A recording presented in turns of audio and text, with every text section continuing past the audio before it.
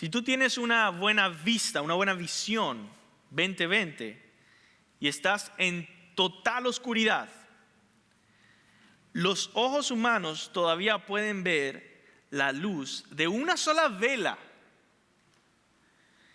incluso a una distancia de 30 millas. Total oscuridad, solo con tus ojos puedes ver la luz de una vela a la distancia de 30 millas.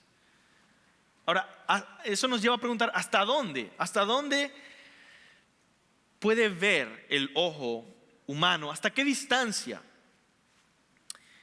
Pues recordemos que en una noche oscura, una persona con buena visión puede percibir la galaxia de Andrómeda en el cielo, y esta galaxia está a 2.5 millones de años luz de distancia, y tú la puedes ver sin ningún instrumento.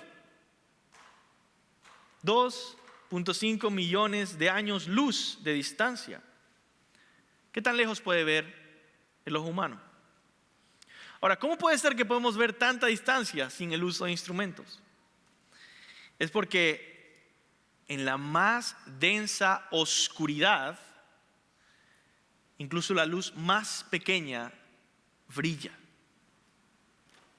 En la más densa oscuridad, incluso la luz más pequeña brilla. Y así nos encontramos en esta parte de la Biblia, en esta parte de la historia de la humanidad, Génesis capítulo 3, que es total oscuridad, que es el peor momento de la historia. Génesis capítulo 3 es el capítulo donde Adán y Eva pecan. Comen del fruto que Dios les prohibió comer. Vemos la oscuridad más densa, y ahí en esa oscuridad, en ese terrible día y en esa terrible situación, hay una luz, una promesa de un Salvador, que es lo que vamos a profundizar y ver hoy. Hoy estudiaremos la entrada del pecado al mundo, la caída de la humanidad, aquí Génesis 3 del 1 al 20. Ahora vamos a estudiarlo en 4 escenas distintas, en 4 escenas diferentes. Vamos a ir leyendo el texto juntos. Entonces comencemos con la primera escena de esta historia y de este día catastrófico. La primera escena es promesas huecas. Promesas huecas. Versículo 1. Pero la serpiente era astuta, más que todos los animales del campo que Jehová Dios había hecho, la cual dijo a la mujer: ¿con que Dios os ha dicho no comáis de todo árbol del huerto? Ahora, Dios no había dicho eso. Dios dijo que podían comer de todo árbol del huerto, solo de un árbol no. Versículo 2. Y la mujer respondió a la serpiente: del fruto de los árboles del huerto podemos comer, pero del fruto del árbol que está en medio del huerto, dijo Dios, no comeréis de él, ni lo tocaréis, para que no muráis. Ahora, Dios no dijo no lo tocaréis, así que la mujer le está agregando algo ahí, ¿no? Versículo 4. Entonces la serpiente dijo a la mujer: dice, no moriréis, sino que sabe Dios que el día que comáis de él, serán abiertos vuestros ojos, y seréis como Dios, sabiendo el bien y el mal. Y vio la mujer que el árbol era bueno para comer, y que era agradable a los ojos, y árbol codiciable para alcanzar sabiduría. Y tomó de su fruto y comió, y dio también a su marido, el cual comió así como ella. Entonces fueron abiertos los ojos de ambos, y conocieron que estaban desnudos. Entonces cosieron hojas de higuera y se hicieron delantales. Promesas huecas. La serpiente es un animal famoso por ser sigiloso, mortífero. Puede atacarnos cuando menos lo esperamos. Incluso puede estar frente a nosotros sin que nos demos cuenta. Ahora, en la antigüedad, en la época y la cultura de ese tiempo, las serpientes se adoraban y también se veían como un símbolo de sabiduría. Y se presenta aquí como ese ser sabio, más sabio que Dios, y que le está ofreciendo sabiduría, el árbol de la sabiduría, para conocer el bien y el mal. Ahora, las serpientes no hablan. ¿Por qué esta serpiente está hablando? La razón es porque un ser espiritual malévolo tomó control de esta serpiente o la usó para poder tentar a Adán y Eva. No es que todas las serpientes hablaban en el huerto, pero Satanás había usado esta serpiente y había venido a hablar, a tentar a Eva. Ahora, Jesús le llama a Satanás, al diablo, mentiroso y padre de mentira. Y Apocalipsis 12:9 dice, le llama el gran dragón, la serpiente antigua, que se llama Diablo y Satanás, el cual engaña al mundo entero. Apocalipsis 12:9. Es decir, la serpiente aparece en el primer libro de la Biblia y ves el último libro de la Biblia, ya para este tiempo es la serpiente antigua. Y dice que esta serpiente antigua se llama el Diablo y Satanás. El argumento principal que Satanás usa para tentar a Eva es pintar una imagen distorsionada de Dios. Están en el jardín, recuerden muy bien, Dios ha provisto a Adán y Eva con todo lo que necesitan. Y no solo lo que necesitan, con más, con deleites, con placeres espirituales en poder caminar con Él y materiales en poder comer de todo árbol del fruto y tener posesión y dominio sobre todas las cosas. Es decir, ellos tenían suficiente. Dios había sido extremadamente generoso. Pero la serpiente viene y trata de poner una idea en Adán y Eva, especialmente en Eva. Y la idea es que Dios es diferente de lo que ellos habían estado pensando. De que ellos no conocen al verdadero Dios, de que ellos no conocen realmente cómo es Dios. De que hay un conocimiento secreto que ellos no se habían enterado, un memo que no les había llegado. La serpiente envilece la imagen de Dios y lo pinta como tacaño, egoísta y manipulador. Satanás dice que Dios no es generoso y tampoco sincero. ¿Por qué? Porque dice que Dios dijo, van a morir, y Satanás dice, eso es mentira, no van a morir. Dios está mintiendo. Por cierto, no que podían comer de todo fruto, no podemos comer. De lo que se están perdiendo. Dios no les quería dar esta parte que era tan buena. Tacaño, egoísta, manipulador, mentiroso. Esa es la imagen que Satanás pinta de Dios en ese momento y empiezan a dudar de si conocen realmente a Dios. Sus intenciones de Dios empiezan a ser confundidas, ¿no? Y se ve a Dios como que Él no quiere compartir su gozo. Ahora, lo que vemos realmente en la Biblia es que la razón por la que Dios nos creó fue para compartir su gozo. Y constantemente en el Evangelio de Juan, por ejemplo, Jesús habla de que la intención es que tu gozo sea completo, que sea cumplido. Ahora, más allá de eso, Satanás les hace pensar que ellos fueron creados incompletos, que ellos fueron creados ciegos en un sentido, ¿no? Y que se estaban perdiendo de algo increíble. Satanás les dice que ellos tenían el potencial de llegar a ser dioses. Ellos estaban viviendo muy poco de su potencial, le dice Satanás. Esa promesa es una promesa hueca, sin fundamento y sin lógica, pero es atractiva. ¿Cómo Satanás sabe que ellos fueron creados incompletos? Que les faltaba conocimiento del bien y el mal, o que les faltaba ser como Dios en otra forma. No hay ninguna evidencia que Satanás les presenta, pero solamente está ahí el atractivo de la posibilidad de ser Dios, de ser un Dios, de ser como Dios. Y eso es suficiente para poner una idea, plantar una idea. El trabajo de la serpiente ya está hecho. Ya se plantó la idea y la duda se ha sembrado y la codicia comienza a tomar lugar sutilmente.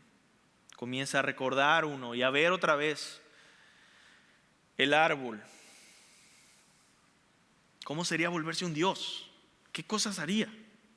¿Cómo sería conocer el bien y el mal?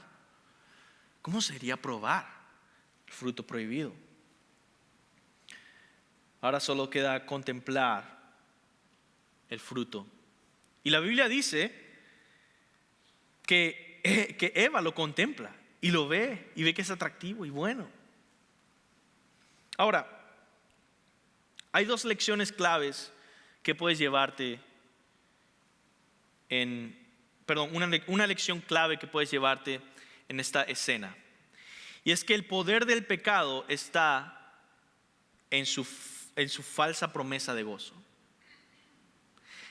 El poder del pecado en tu vida, en mi vida, en cada uno de nosotros y en Eva y en Adán y Eva, es su falsa promesa, su promesa hueca de que hay gozo en ese pecado.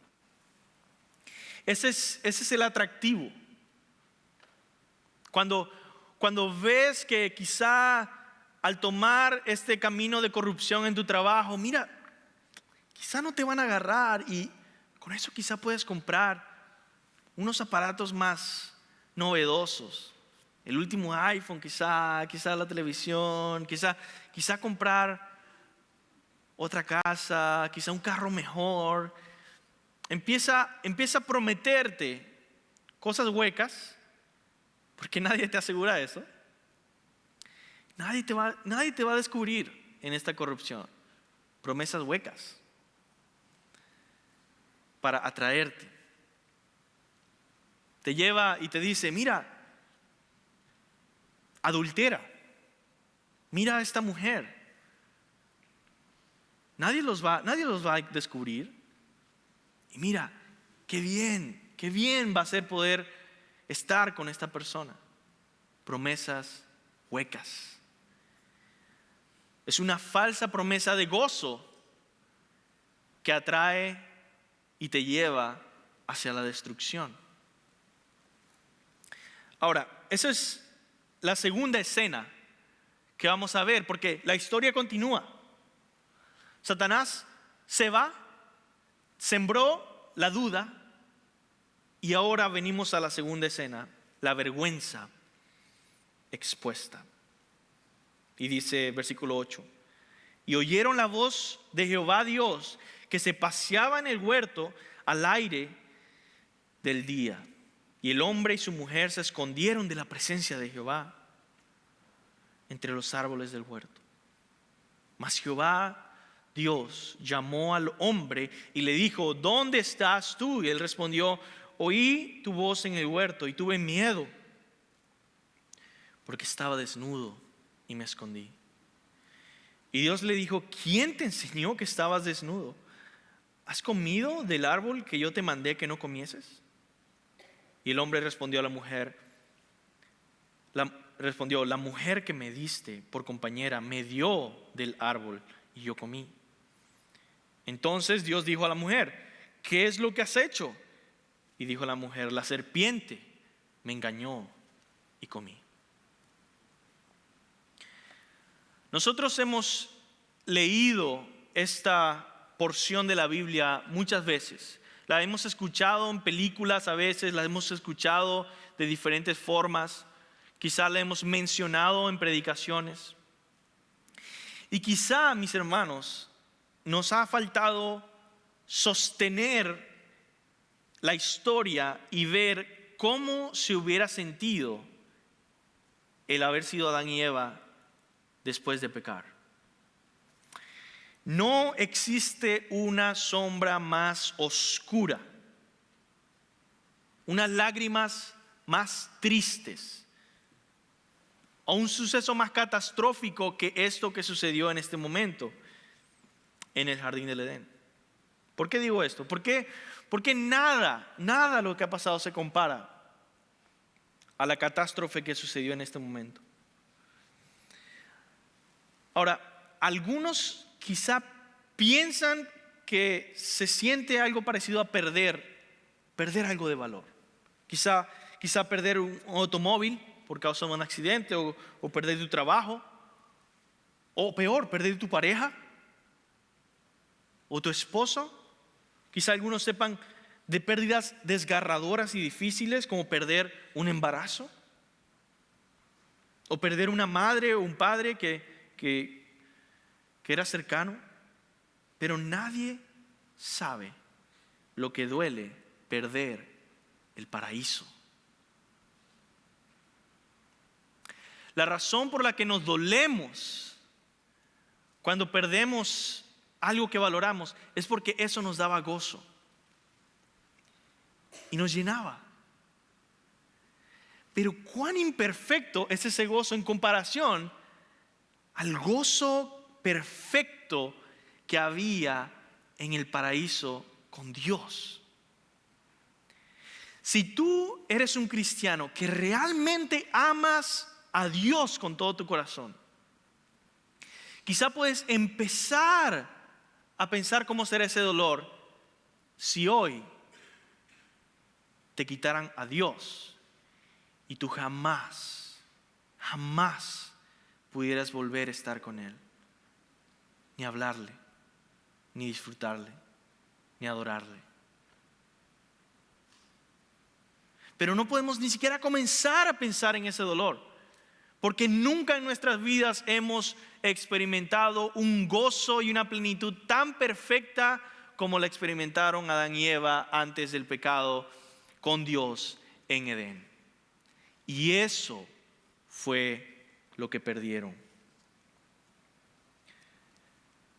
No hay pérdida más dura que perder el gozo y la plenitud perfecta que hay en Dios. Y no solo por sus circunstancias, no solo porque después vino la enfermedad y la muerte y el dolor y el cansancio, no solo por eso, pero en sus propios corazones. ¿Quiénes eran ellos? No estaba roto. Eran plenos y gloriosos. Y ahora estaban totalmente quebrantados, rotos, corrompidos, manchados. No solo eso, vemos después en el siguiente capítulo que incluso ese sufrimiento fue aumentando porque sus propios hijos que ellos amaban se mataron unos a otros, ¿no? Caín mató a Abel. Y ellos recordando cada vez el gozo perfecto del Edén. Ahora, hay un libro muy antiguo, cientos de años, de un pensador cristiano que se llama Anselmo, y él medita poéticamente en cómo se debe sentir este dolor de perder a Dios y el jardín en el Edén. Y dice así Anselmo: oh mísera suerte del hombre cuando perdió aquello para lo que fue creado. Duro y funesto suceso aquel. Ay, ¿qué perdió? ¿Y qué encontró? ¿De qué se le privó? ¿Y qué le ha quedado? Perdió la felicidad para la que fue hecho y encontró la miseria para la que no fue hecho. Perdió aquello sin lo cual nadie es feliz. Y se quedó con aquello por lo cual no es sino miserable. Entonces, en el jardín, comía el hombre el pan de los ángeles, del que ahora está hambriento. Ahora come pan de dolores, que entonces desconocía. Hay público luto de los hombres, universal llanto de los hijos de Adán. Este nadaba en la abundancia y nosotros suspiramos hambrientos. Él era rico, nosotros mendigamos. Él era feliz y se extravió míseramente. Nosotros carecemos infelizmente y miserablemente deseamos. Y en el vacío permanecemos. ¿Por qué? Él pudo hacerlo con facilidad, pero no nos guardó de aquello que tan lamentablemente carecemos. Nos privó de la luz y nos llevó a las tinieblas. ¿Para qué nos quitó la vida y nos causó la muerte? Desgraciados, ¿de dónde hemos sido expulsados y a dónde hemos sido arrojados? ¿De dónde precipitados? ¿En dónde enterrados? De la patria al exilio, de la visión de Dios a nuestra ceguera, de la alegría de la inmortalidad a la amargura y al horror de la muerte. Miserable cambio de tan gran bien a tan gran mal, grave daño, grave dolor, grave todo. Eso, mis hermanos, es una hermosa expresión del dolor y la caída de la gloriosa humanidad que Dios creó, a la miserable realidad que vivimos. Ahora, hay algo de esta escena que podemos sacar una lección importante, dos lecciones importantes. Y primero, no hay miseria más grande que la que trae el pecado. Nosotros debemos crecer en aborrecer el pecado, en temer el pecado, en odiar el pecado, en huir del pecado, en no ser amigos del pecado. Pecar siempre será la peor decisión que puedes tomar. Ahora, fue Anselmo mismo el que escribió esto, el que dijo: si tuviera a mi lado el fuego del infierno y a mi otro lado el pecado, preferiría saltar al fuego 1000 veces antes que al pecado. El punto de esa frase es que debemos odiar el pecado por sobre todas las cosas, el pecar contra nuestro Señor, y huir del pecado, especialmente porque el pecado está en nuestro propio corazón, constante presencia de muerte. Ahora, la segunda lección que nosotros podemos aprender de esta escena es que cuando le fallas a Dios, el único refugio está en su presencia. Adán y Eva le fallaron a Dios, ¿y qué hicieron? Se escondieron, se alejaron de Dios. Se avergonzaron y se fueron. Y muchas veces esa es exactamente la misma reacción que tú y yo tenemos. Hermanos, que no sé, no he estado yendo a la iglesia porque no, es que usted no sabe.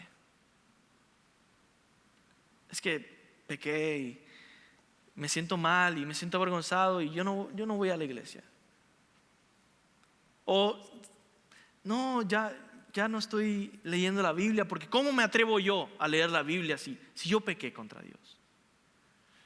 O no, ¿sabes qué? Ya no oro porque estar frente a Dios, yo pequé contra Dios. Todas estas reacciones son exactamente iguales a las de Adán y Eva. Buscamos nuestro refugio alejándonos de Dios. Pero mira la lección: cuando le fallas a Dios, el único refugio está en su presencia, porque Él ofrece salvación, y es lo que vamos a ver pronto. Ahora, Agustín tenía esta frase genial que dice que la única forma de refugiarse de la ira de Dios es correr hacia la bondad de Dios. Y vamos a ver un poco de esa bondad en la tercera escena en la que Dios los juzga. Hay un juicio, pero este juicio contiene algo de bondad. Y vamos a ver la tercera escena, un juicio benévolo. ¿Okay? Juicio benévolo. Versículo 14. Y Jehová Dios dijo a la serpiente: por cuanto esto hiciste, maldita serás entre todas las bestias y entre todos los animales del campo. Sobre tu pecho andarás y polvo comerás todos los días de tu vida. Y pondré enemistad entre ti y la mujer, entre tu simiente y la simiente suya. Esta te herirá en la cabeza y tú le herirás en el calcañar. Y a la mujer dijo: multiplicaré en gran manera tus dolores en tus preñeces. Con dolor darás a luz los hijos. Y tu deseo será para tu marido, y él se enseñoreará de ti. Y al hombre dijo: por cuanto obedeciste a la voz de tu mujer y comiste del árbol que te mandé diciendo: no comerás de él, maldita será la tierra por tu causa. Con dolor comerás de ella todos los días de tu vida. Espinos y cardos te producirán y comerás plantas del campo. Con el sudor de tu rostro comerás el pan hasta que vuelvas a la tierra, porque de ella fuiste tomado, pues polvo eres y al polvo volverás. Cada maldición, cada juicio fue doble. Primero, la serpiente. La serpiente Dios la maldijo directamente. Recibió la maldición física de arrastrarse y la promesa de que finalmente sería aplastada, derrotada por la simiente de la mujer. Después Dios maldijo a la serpiente y después maldijo al suelo, a la tierra. Y en la próxima narración, el próximo capítulo, maldice a Caín. Pero al hombre y a la mujer, a Adán y Eva, no los maldijo directamente, pero sí recibieron las consecuencias de sus pecados. ¿Okay? Entonces vamos a ver las consecuencias de la mujer, que es la primera a la que juzga. Y dice, la consecuencia para la mujer fue doble también. Primero, iba a haber este conflicto de autoridad con el hombre. Ellos son un matrimonio, Dios los hizo una sola carne, los unió, son un matrimonio y ahora van a tener este conflicto de autoridad, donde la mujer no va a estar de acuerdo o complementándose de manera perfecta, sino con conflicto con el hombre. Y segundo, es sufrir gran dolor en el parto.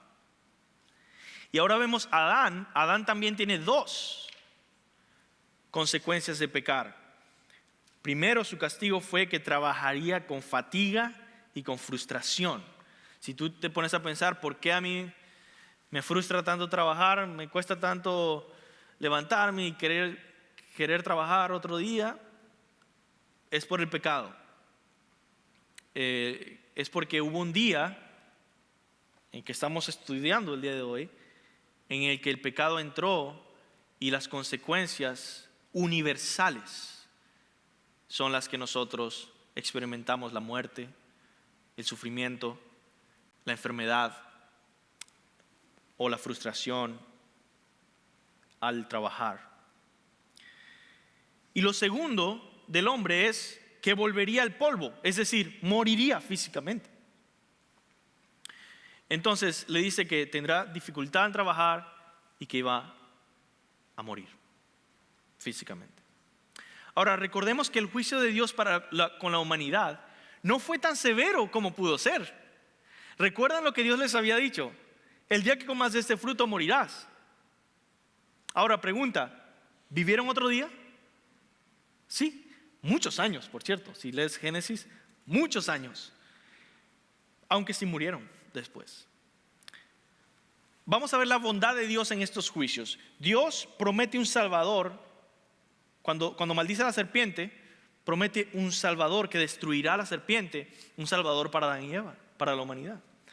Segundo, a pesar del dolor en el parto, Dios le permite a la mujer tener hijos y reproducirse. Tercero, a pesar del cansancio, Dios le permite al hombre comer y cultivar. Cuarto, a pesar del conflicto entre ambos, Dios les permite a Adán y Eva ser un matrimonio y una familia. Ese día, Adán y Eva debían morir, pero vivieron muchos años más antes de volver al polvo. Y por último, el peor castigo fue ser expulsados del Edén más tarde. Expulsados de la presencia de Dios, pero aún ahí, Dios comenzaría a obrar para traerlos de vuelta a su presencia. Y en Apocalipsis dice que Dios habitará con su pueblo. Es decir, en estos juicios la misericordia y la gracia de Dios, incluso abunda la misericordia de Dios. Ahora, hay una lección que podemos aprender de esta escena antes de pasar a ver el versículo más importante. Y es que aún en nuestras peores caídas, Dios es misericordioso. La misericordia de Dios que se renueva cada mañana, que no nos abandona porque ha hecho un pacto con nosotros. Aún en nuestras peores caídas, Dios es misericordioso. Ahora, como les dije, este es un día lleno de tinieblas, de oscuridad, de dolor, de sufrimiento, de juicio. Y en medio de esa oscuridad está una luz brillando. Y está ahí en tu Biblia Génesis 3:15. Génesis 3:15. Y esa es la última escena que vamos a ver para terminar. Una promesa inquebrantable. Una promesa inquebrantable. La última escena que vemos. Primero leemos el versículo 20. Y llamó a Adán el nombre de su mujer Eva, por cuanto ella era madre de todos los vivientes. ¿Qué significa esto de que le llamó Eva porque era madre de todos los vivientes? Bueno, Adán vio la promesa de Génesis 3:15, recordó la promesa de Génesis 3:15, abrazó la promesa de Génesis 3:15, y en el versículo 20, Adán ejerció fe y esperanza cuando nombró a la mujer Eva, porque miró hacia la vida que la mujer daría a luz. Adán y Eva ahora solo podían esperar en la promesa de que alguien nacido de Eva desharía las maldiciones que ellos habían causado a través de la desobediencia y el pecado. Ahora, ¿recuerdas la promesa? Génesis 3:15 dice: y pondré enemistad entre ti, es decir, la serpiente, y la mujer, y entre tu simiente, es decir, el fruto de tu vientre, ¿no? Tus hijos, entre tu simiente y la simiente suya. Esta te herirá en la cabeza y tú le herirás en el calcañar. Es un poco difícil entender esta última parte. Otra versión, más entendible, lo pone así: pondré enemistad entre tú y la mujer, y entre tu simiente y la de ella. Su simiente te aplastará la cabeza a ti, pero tú le morderás el talón. Es decir, el calcañar era el talón. Y le dice: el hijo de Eva va a destruirte, a la serpiente, a tu cabeza, va a matarte. Pero en ese proceso, tú vas a herir al hijo de Eva. Y tu simiente y su simiente, estas dos descendencias, estos dos linajes, van a estar en guerra, en conflicto, por siempre. Ahora, ese versículo, mis hermanos, si tú no lo conocías antes, memorízalo. profundiza en él. Es un versículo clave para que entiendas la unidad de toda la Biblia. Porque la historia de la Biblia se puede entender como esta promesa desarrollándose hasta el final, hasta Apocalipsis. La palabra simiente es muy importante en el libro de Génesis. Ocurre 59 veces en Génesis. En comparación de todo el Antiguo Testamento ocurre 170 veces. Pero en Génesis 59, la simiente de la serpiente o del diablo es todo ser humano nacido en pecado y gobernado por el pecado. Por eso Jesús le llama hijos del diablo. ¿Te acuerdas de eso?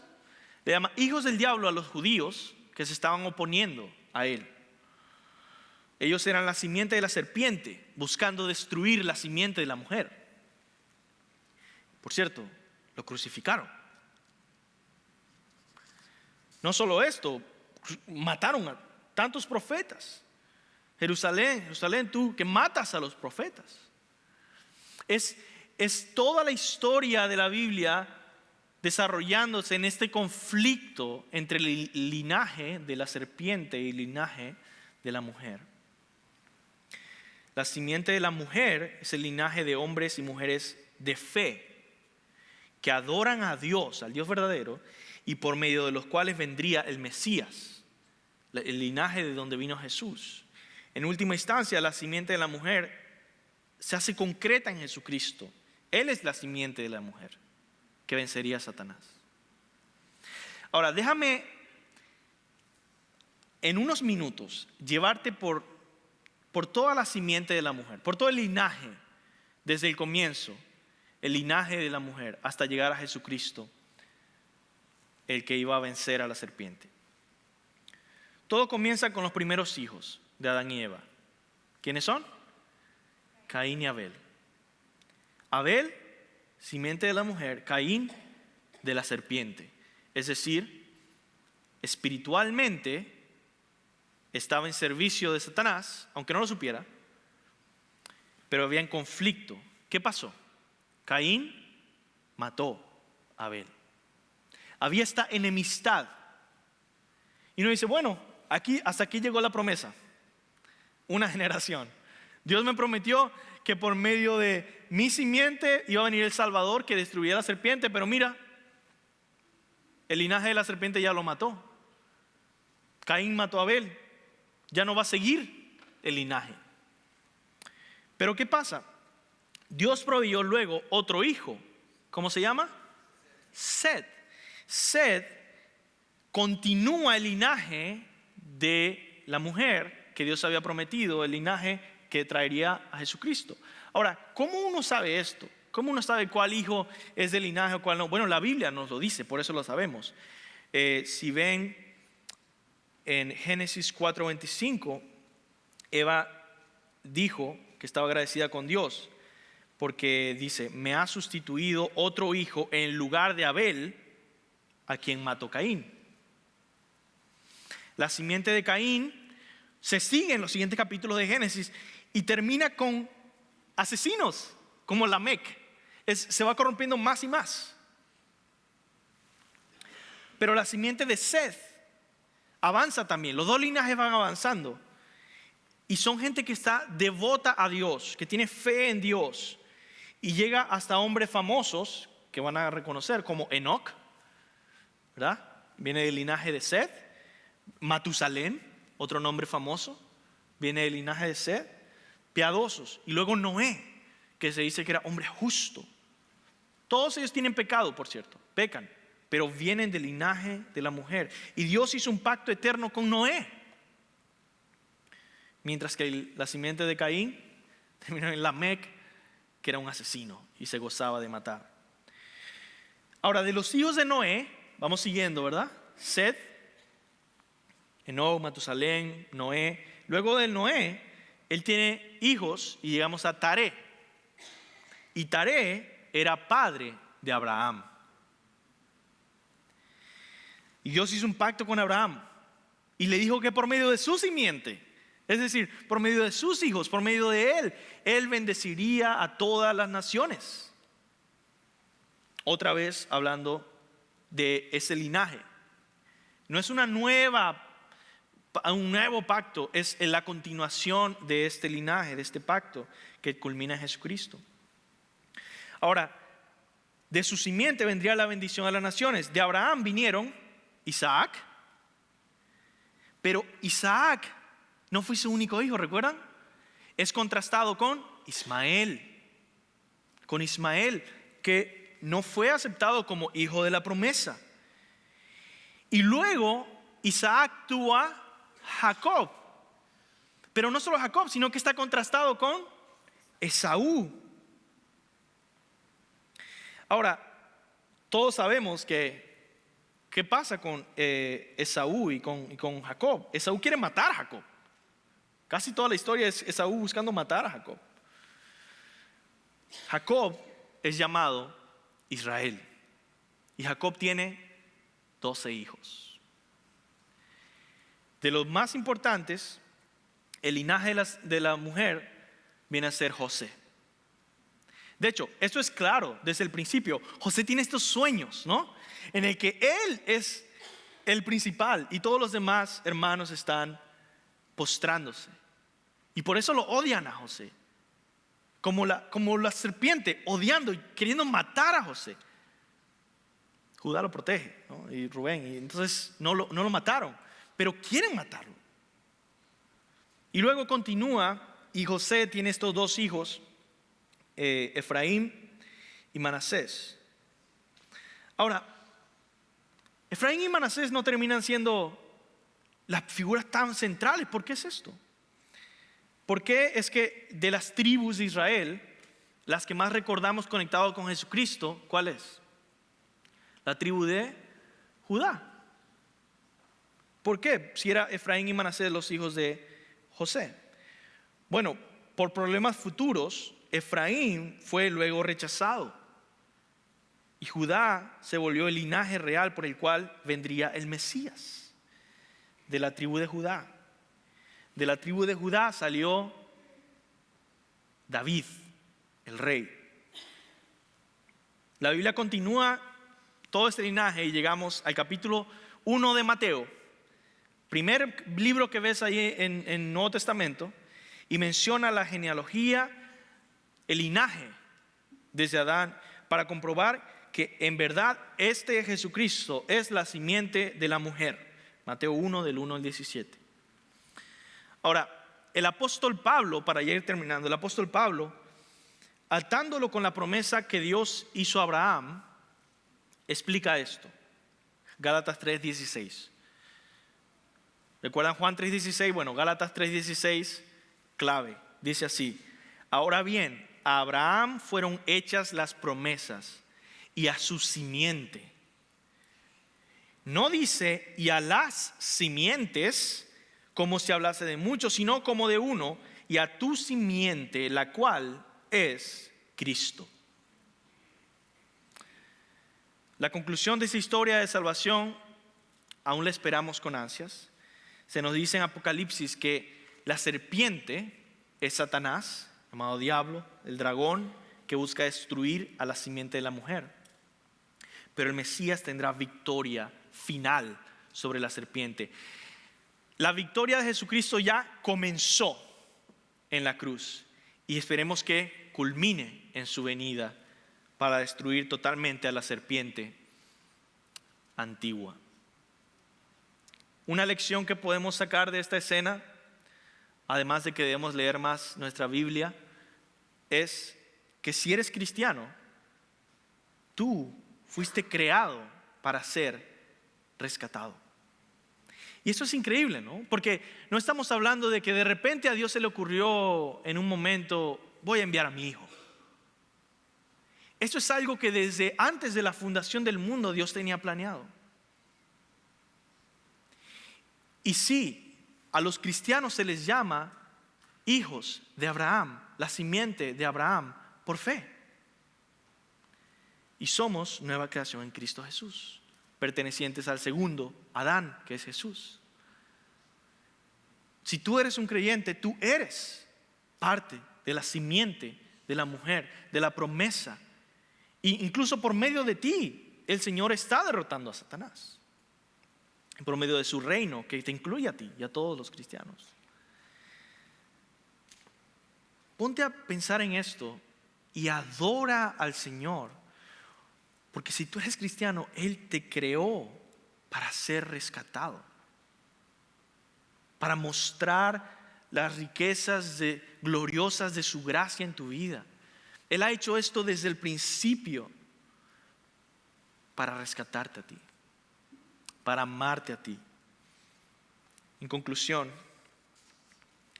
si tienes una buena vista y estás en total oscuridad, los ojos humanos pueden ver la luz de una sola vela, incluso a una distancia de 30 millas. En la terrible oscuridad de ese día en que Adán y Eva pecaron,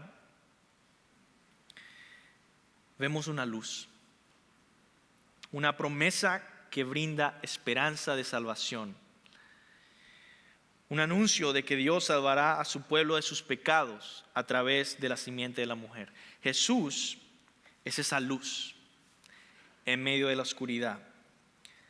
Aférrate a esa promesa de todo corazón. Sé salvo el día de hoy. Cree en el Señor Jesucristo. Todos nacemos condenados, pecadores, alejados de Dios. Dios ha provisto un medio de salvación y solamente uno. No le rechaces.